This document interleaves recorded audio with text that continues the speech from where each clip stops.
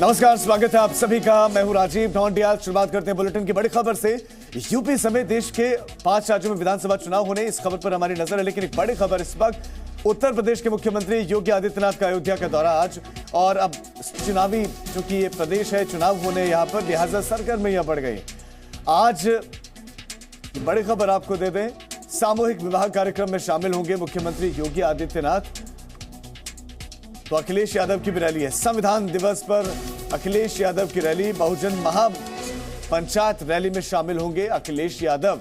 तो BJP, Samajwadi party और दूसरे राजनीतिक दल लगातार चुनावी दौरे कर रहे हैं। इसी कड़ी में मुख्यमंत्री योगी आदित्यनाथ का अयोध्या का दौरा, तो सामूहिक विवाह कार्यक्रम में भी वो वहां शामिल होंगे। तो अखिलेश यादव की रैली है लखनऊ में संविधान दिवस के मौके पर, जहां संसद में कार्यक्रम आयोजित किया गया है। तो वहीं अखिलेश यादव, पूर्व मुख्यमंत्री उत्तर प्रदेश, वो एक रैली का हिस्सा बनने वाले हैं। तो मिशन 2022 की ये तैयारियां हैं।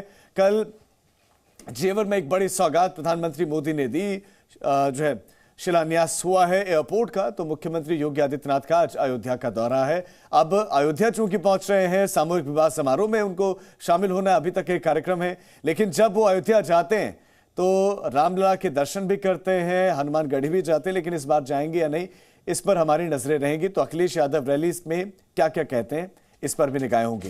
तो यूपी समेत देश के 5 राज्यों में अगले साल विधानसभा के चुनाव होने वाले हैं, और इन राज्यों में चुनावी सरगर्मियां बहुत तेज हैं। लिहाजा आज से आपके लिए हम एक नया शो लेकर आए हैं, जिसका नाम है इलेक्शन रश, जिसमें हम आपको बताएंगे चुनावी राज्यों में चल रही रैलियां, राजनीतिक वायदों और हर पार्टी के नेताओं के बीच वार पलटवार के बारे में।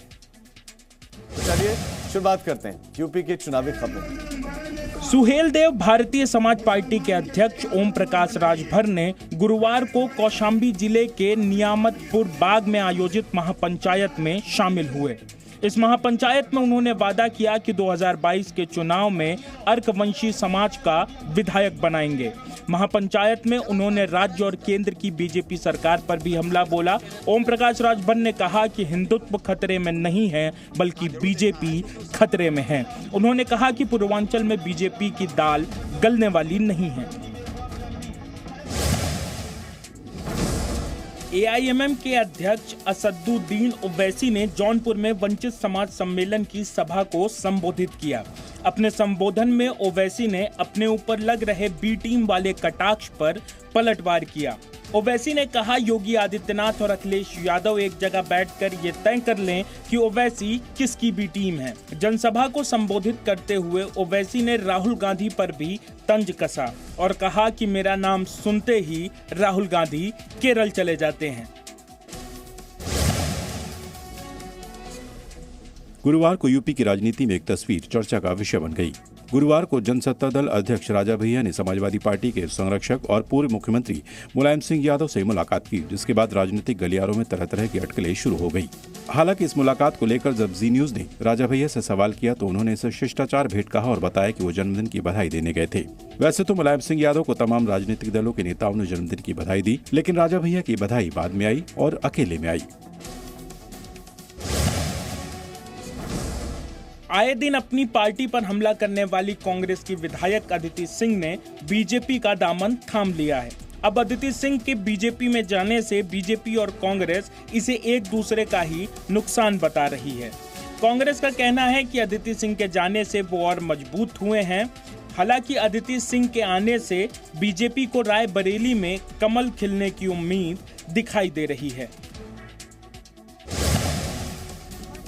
गुरुवार को प्रधानमंत्री नरेंद्र मोदी ने नोएडा अंतर्राष्ट्रीय एयरपोर्ट का शिलान्यास किया। इस कार्यक्रम में राज्य के मुख्यमंत्री योगी आदित्यनाथ और केंद्रीय नागरिक उड्डयन मंत्री ज्योतिरादित्य सिंधिया भी मौजूद थे। शिलान्यास के बाद प्रधानमंत्री ने यहां एक जनसभा को भी संबोधित किया। पीएम मोदी ने एयरपोर्ट के लिए सबसे पहले जेवर की जनता को इसके लिए बधाई दी। पीएम मोदी ने कहा, 21वीं सदी का नया भारत आज एक से बढ़कर एक आधुनिक इंफ्रास्ट्रक्चर का निर्माण कर रहा है। पीएम मोदी ने एयरपोर्ट के जरिए रोजगार का भरोसा दिलाते हुए कहा कि एयरपोर्ट नया रोजगार भी देगा, साथ ही राज्य में पर्यटन को भी बढ़ावा मिलेगा। नोएडा इंटरनेशनल एयरपोर्ट के शिलान्यास के दौरान प्रधानमंत्री ने विपक्ष पर भी जमकर हमला बोला। पीएम मोदी ने बिना नाम लिए हमला बोलते हुए कहा कि आजादी के 7 दशक बाद उत्तर प्रदेश को वो मिलना शुरू हुआ है जिसका वो हमेशा से हकदार रहा है। यह आधुनिक होते उत्तर प्रदेश की नई पहचान बन रहा है। प्रधानमंत्री बोले कि पहले की सरकारों ने जिस तरह उत्तर प्रदेश को झूठे सपने दिखाए, वही उत्तर प्रदेश आज राष्ट्रीय ही नहीं अंतर्राष्ट्रीय छाप छोड़ रहा है, अंतर्राष्ट्रीय स्तर के हाईवे और रेल कनेक्टिविटी बना रहा है। नोएडा अंतर्राष्ट्रीय एयरपोर्ट के शिलान्यास पर सीएम योगी भी मौजूद रहे। सीएम योगी ने भी मंच से जनसभा को संबोधित किया और प्रधानमंत्री का धन्यवाद करते हुए कहा कि सभी लोगों ने भारत को बदलते हुए देखा है, एक भारत सर्वश्रेष्ठ भारत बनते हुए देखा है। सीएम योगी ने भी पुरानी सरकारों पर हमला बोला और कहा कि गन्ने की मिठास को कड़वा कर दिया गया था, लेकिन उसके मिठास की अलग उड़ान है। सीएम योगी ने उन 700 किसानों का भी धन्यवाद किया जिन्होंने जेवर एयरपोर्ट के लिए अपनी जमीन दी थी। नोएडा अंतर्राष्ट्रीय एयरपोर्ट के शिलान्यास के मौके पर केंद्रीय नागरिक उड्डयन मंत्री ज्योतिरादित्य सिंधिया ने भी वहां मौजूद जनसभा को संबोधित किया। केंद्रीय मंत्री ने कहा कि इस एयरपोर्ट के शिलान्यास के साथ ही प्रधानमंत्री मोदी का संकल्प पूरा हो रहा है। उन्होंने भरोसा दिलाया कि जेवर एयरपोर्ट दिल्ली से भी आगे जाएगा और रोड रेल के साथ मेट्रो से भी जोड़ा जाएगा।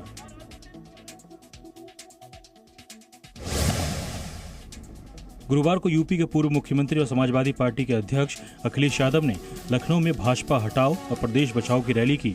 रैली को संबोधित करते हुए अखिलेश यादव ने आगामी चुनाव में अपनी जीत का दावा किया और कहा इन चुनावों में बीजेपी का सफाया तय है। उन्होंने महंगाई और किसानों के मुद्दे को लेकर भी सरकार पर जमकर हमला बोला।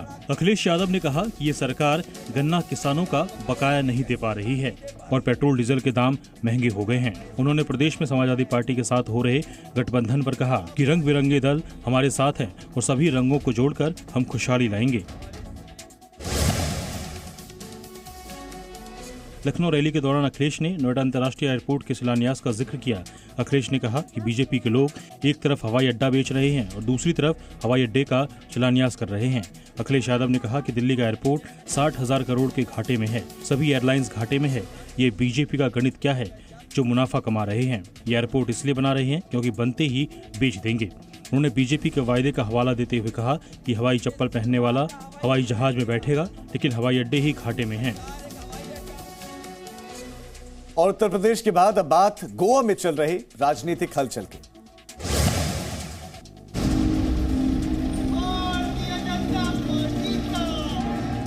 बीजेपी के राष्ट्रीय अध्यक्ष जेपी नड्डा इन दिनों गोवा के 2 दिन के दौरे पर हैं।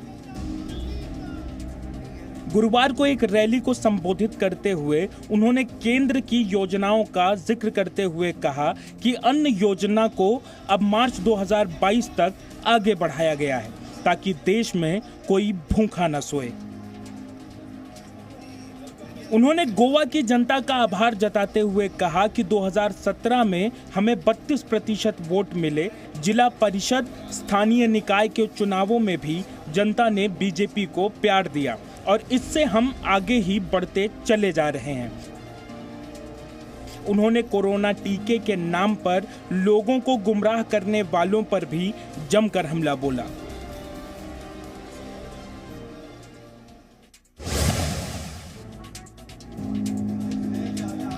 गोवा के मुख्यमंत्री प्रमोद सावंत ने आगामी चुनावों को लेकर कहा कि गोवा में दूसरी पार्टियों के चुनावी वादों से बीजेपी को कोई फर्क नहीं पड़ने वाला है।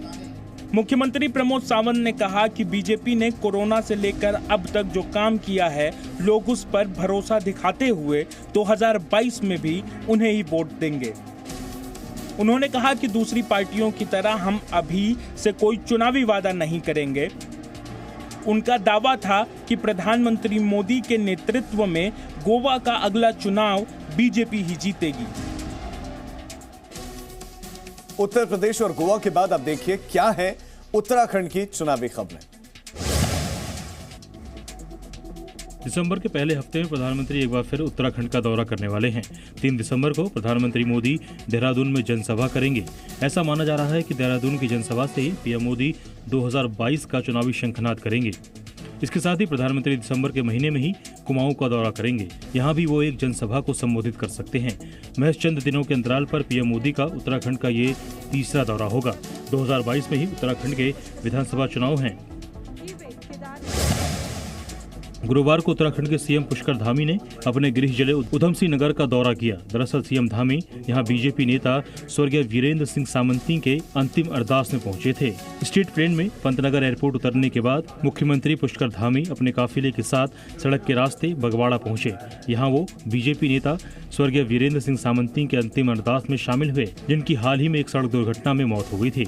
बाद में मुख्यमंत्री पुष्कर धामी ने यहाँ के गांधी पार्क में एक जनसभा को भी संबोधित किया। बीजेपी के उत्तराखंड चुनाव प्रभारी इन दिनों उत्तराखंड के 2 दिनों के दौरे पर हैं। गुरुवार को उन्होंने सह प्रभारियों के साथ चुनावी प्रबंधन में जुटी समितियों के साथ बैठक की। इस दौरान उन्होंने पार्टी के रोड मैप के तहत निर्धारित कार्यक्रमों की समीक्षा की। चुनाव प्रभारी और सह प्रभारी चुनाव प्रबंधन की 33 समितियों की अलग अलग समूहों के साथ समीक्षा की।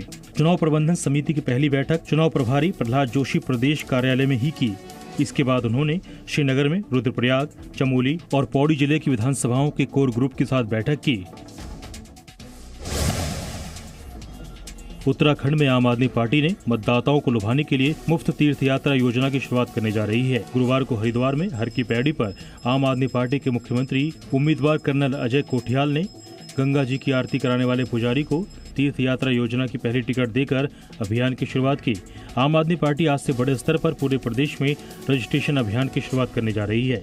इस अभियान के तहत आने वाले 10 दिनों तक पार्टी पूरे प्रदेश में तीर्थ यात्रा पर जाने की इच्छा करने वालों का रजिस्ट्रेशन कराएंगे। उत्तराखंड में आगामी विधानसभा चुनाव को लेकर जिला निर्वाचन विभाग ने गुरुवार को एक अहम बैठक की। बैठक में सामाजिक कई संगठन, पत्रकार और शिक्षा के क्षेत्र से जुड़े लोग शामिल हुए। जिला निर्वाचन अधिकारी ने बैठक में मौजूद लोगों से आगामी चुनाव को लेकर कई तरह के सुझाव मांगे। ये सुझाव इस उद्देश्य से मांगे गए ताकि मतदान शांतिपूर्ण, सुव्यवस्थित ढंग से कराए जा सके। उन्होंने कहा कि दिए गए सुझावों को सभी पोलिंग अधिकारियों के सामने रखा जाएगा और जरूरत पड़ने पर चुनावी प्लान का हिस्सा बनाया जाएगा। उत्तराखंड के बाद चलते हैं पंजाब और देखते हैं कि क्या कुछ राजनीति के मैदान में चल रहा है। विधानसभा चुनाव से पहले पंजाब में भी चुनावी रणनीतियों का दौर शुरू हो गया है। गुरुवार को राज्य के मुख्यमंत्री चरणजीत सिंह चन्नी ने देर रात ट्वीट कर एक फोटो साझा की। इस फोटो में सीएम चन्नी लोक इंसाफ पार्टी के प्रधान सिमरजीत सिंह बैस के साथ दिखाई दिए। फोटो में कैबिनेट मंत्री भारत भूषण आशु भी दिखाई दिए। कहा जा रहा है कि मुख्यमंत्री चरणजीत सिंह चन्नी लोक इंसाफ पार्टी के प्रधान से मुलाकात करने पहुंचे थे और ऐसा माना जा रहा है कि जल्दी ही पंजाब की राजनीति में बड़ा ऐलान हो सकता है। अमृतसर से कांग्रेस सांसद गुरजीत सिंह औजला ने केंद्र सरकार की नीतियों के विरोध में आज प्रदर्शन करने का फैसला किया है। आज माझा कांग्रेस के कार्यकर्ता सांसद समेत अटारी सरहद से जलियांवाला बाग तक साइकिल मार्च निकालने वाले हैं। गुरजीत सिंह औजला ने बताया, व्यापार के लिए बॉर्डर खोलने, कस्टम ड्यूटी कम करने और महंगाई उनके विरोध के मुख्य मुद्दे हैं। साथ ही बीएसएफ का दायरा बढ़ाए जाने के फैसले का भी वो विरोध करेंगे। हाल ही में केंद्र सरकार ने बीएसएफ के दायरे को पंजाब के सीमावर्ती इलाकों में 50 किलोमीटर तक बढ़ा दिया था।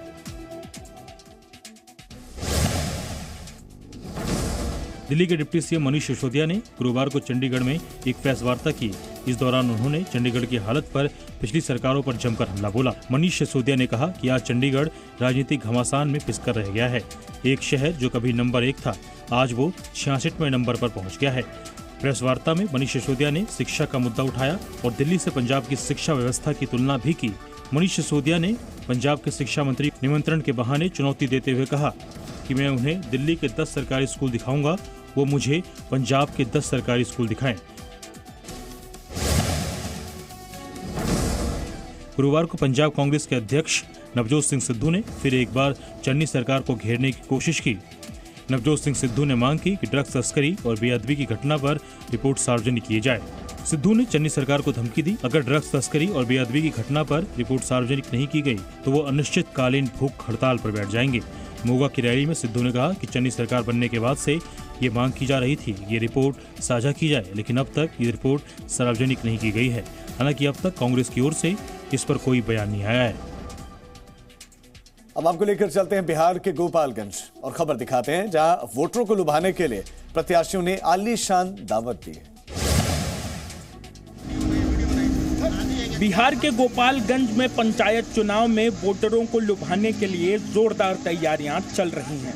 लेकिन जादवपुर दुखहरण पंचायत की नवनिर्मित मुखिया राजकुमारी राय और उनके पति राजेंद्र सिंह इस मामले में एक कदम आगे निकल गए।